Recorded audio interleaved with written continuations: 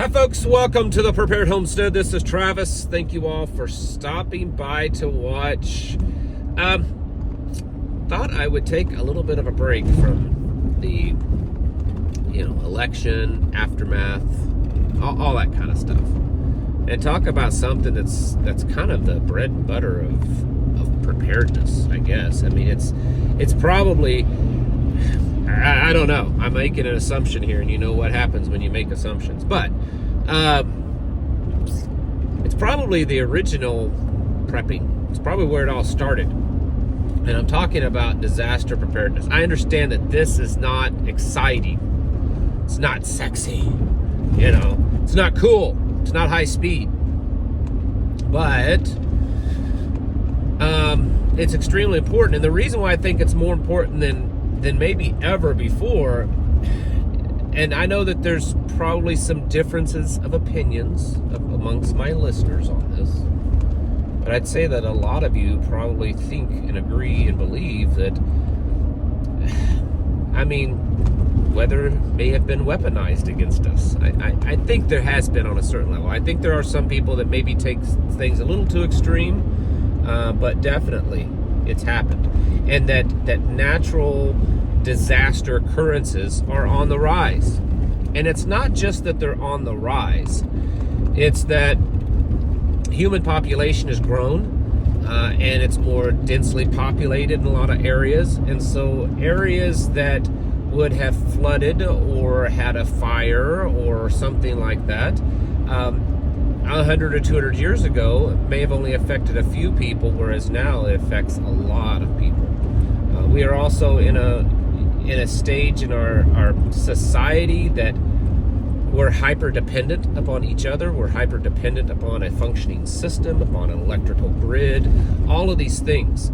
And so as much as we want to talk about the exciting things like war and, all this kind of stuff, the reality is one of the most dangerous and prolific things that as prepared-minded people that we will have to deal with and face is just nature, whether it's natural or man-made, falling apart and bad things happening, and then the aftermath of that, of people reacting to those things. These are things that we have to really focus on and face. I know that everyone wants to talk about, well, if the Chi-Coms invade us or nuke us, or if the 20 million illegals take up arms against us, or if Iran decides to do this. I saw today they're developing or have developed a type of bioweapon that's made out of fentanyl, where they could basically just drop fentanyl on the American people, and then all of a sudden whole neighborhoods and stuff are having overdoses of fentanyl, because that stuff can just be absorbed through the skin. There's all types of stuff like this that's out there. But if you read in Scripture, while it certainly indicates that the wars and the rumors of wars kind of prophecies, there's strong indication that just natural weather occurrences, maybe they may not be natural, but things in nature turning against humanity are happening and will happen. So we have to be prepared for that kind of stuff. Just in the recent weeks and months and years, there's been so many different things. Going back to the fires in Hawaii, the Hurricane Helene there in North Carolina, South Carolina, and Tennessee and Georgia, the other hurricane in Florida, wildfires out west, massive snowfalls in Colorado and New Mexico, wildfires up in New Jersey, the flooding that we had here just a week or so ago. There's always something going on, and it's not like that there's any particular place that you can live to avoid everything. You can avoid some, but not everything. And so we have to take, I feel sometimes that disaster preparedness amongst preppers kind of takes a back seat. I think it does, where we got to have the cool high-speed guns and the gears and the and the cool medical stuff, and we got to focus on growing food, and because there's people that are focused on that, the growing food and raising animals, the herbal stuff. You think of all the different kind of areas of homestead prepping, and you've got certain people that focus on certain areas, and these are the cool stuff, but how many people focus on preparing for actual big disasters? Because those do happen. They absolutely will happen, and it appears is that they are happening at a higher rate of occurrence with more intensity, and more in areas where they really truly affect people. And so we have to, this has to be a major component of our preparedness.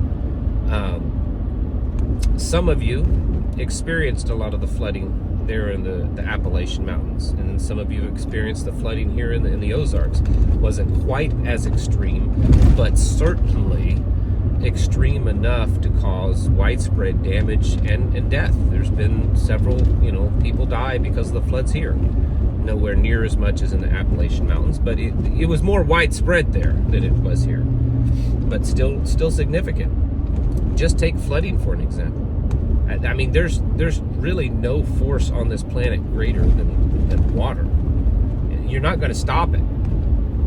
You can have all the plans in place of how to survive the apocalypse till the end of time, and it all gets washed away in a few minutes or a few hours in a flood. And then what are you going to do? What's your plan? Maybe where you live isn't technically a floodplain. There's a lot of areas in the Appalachian and in the Ozarks in the last few weeks that flooded that were not in any kind of designated floodplain.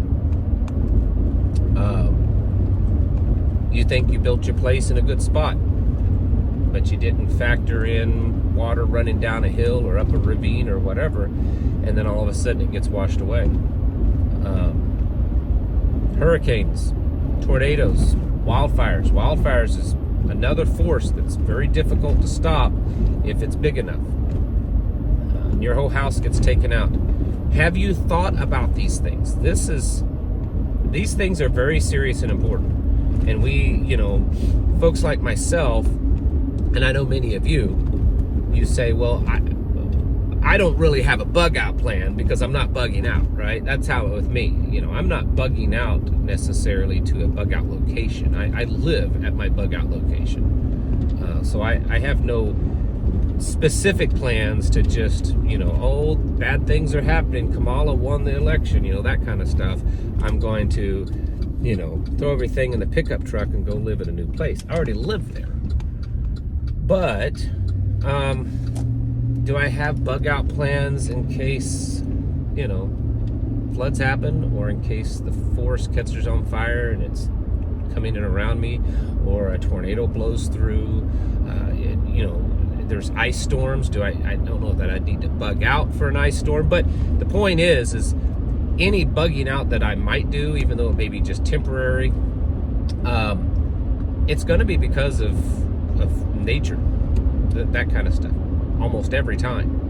And so even though you may not bug out because you live there already, having plans of what to deal with, nature, that's serious. I've used this analogy before, even though it's not necessarily like a storm that caused it. But I knew someone several years ago, they bought like a couple of years worth of freeze-dried food. A lot of these places where they have these package deals, they have like some TV show, like an Alex Jones type TV show, and I'm not knocking him necessarily, but you can buy 2 years worth of emergency freeze-dried food. So they bought it. They bought 2 years of emergency freeze-dried food, and I think that they'd had it for like 4 or 5 years. And they decided, let's crack open a can and see what it's like. And they did, and it was full of bugs and it was rotten. They cracked open another one, same thing, and another one, and another one. And in the end, the vast majority, I don't know how much, but I know the majority of that 2 years food supply that they bought was no good. It was bad. What do you do when that happens? Do you have a plan? Do you have a backup plan for when, You go on vacation and maybe your air-conditioned pantry that's got all your food in it, the power goes out, and for a week, you know, your air-conditioned pantry is now 120 degrees inside, and a bunch of food spoils. Or your freezers go out, and you have, you know, 2 cows and a couple of deer and a bunch of chickens in a freezer so that you can eat, and then, you know, the power goes out and that all spoils. What's your plan? You know, if it happens now, while it'd be tough and a financial hurt, you can recuperate from it and recover. But what happens when that scenario happens after things get much worse? Maybe an economic collapse of some sort, where you don't have the money anymore to go repurchase it. Have you thought of these types of things? I know I've mentioned this kind of thing every once in a while on here, but I do it because in my conversations with most people that consider themselves preppers, I find that, again, they're prepping for the big, exciting stuff. They're prepping for World War III, they're prepping for pandemics, they're prepping for, you know, arming themselves up in a civil war. But are they prepared for when, you know, nature attacks, basically, when all their stuff gets flooded out or their house gets burned? Are they prepared for that? And most of the time, I see that they're not that prepared for those things. And so the most common reason to prepare is typically the area that most people are prepared the least.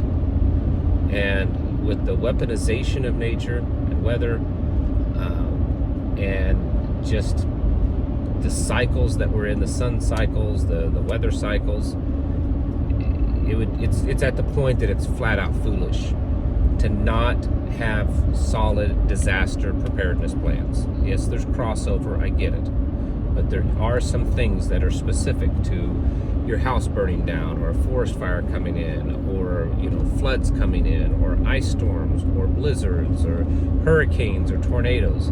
Those things are specific, and there are certain things you need to do just for those, and you need to be preparing for it. You need to be coming up with those plans.